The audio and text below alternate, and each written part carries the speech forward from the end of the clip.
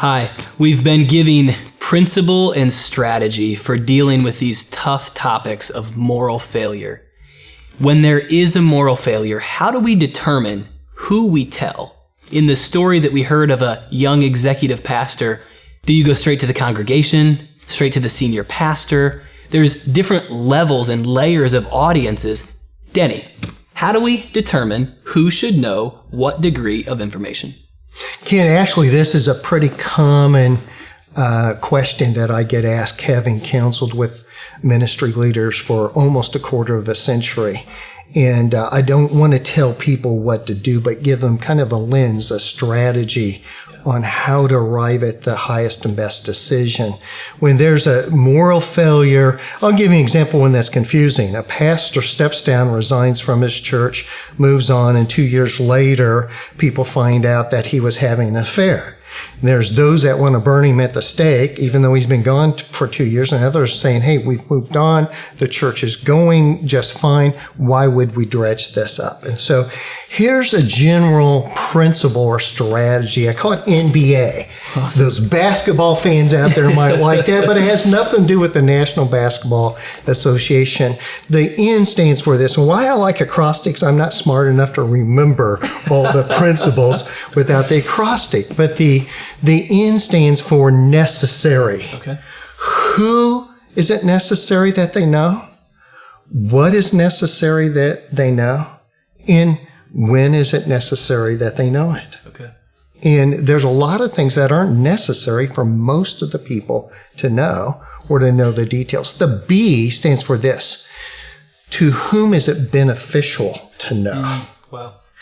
Does a pastor tell his kids if he has a moral failure? Do they tell their relatives? Who is it beneficial? Now, when you put the necessary and beneficial together, the third one is this. Who is it appropriate that they know?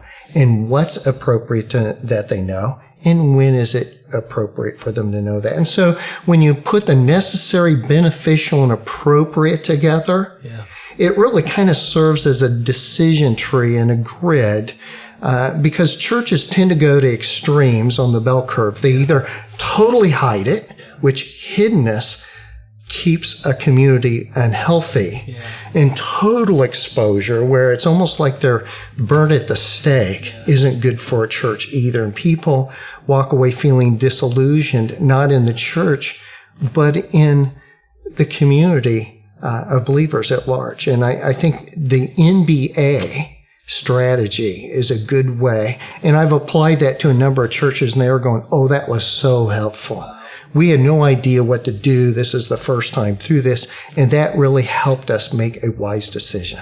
So, Denny, these stories and examples, these aren't hypothetical things that you're making up. These are real life scenarios that you've been confronted with as a Christian counselor. Yeah. Unfortunately, I've been through 100 affairs. I've been through 100 stealing money. I've been through 100 major depressions. I've been through 100 of clergy for no reason except they're just burnt out and weary, soul weary, that they just resigned from their position, of which they did 7 years of training in college and seminary to prepare for, and they just go in and resign.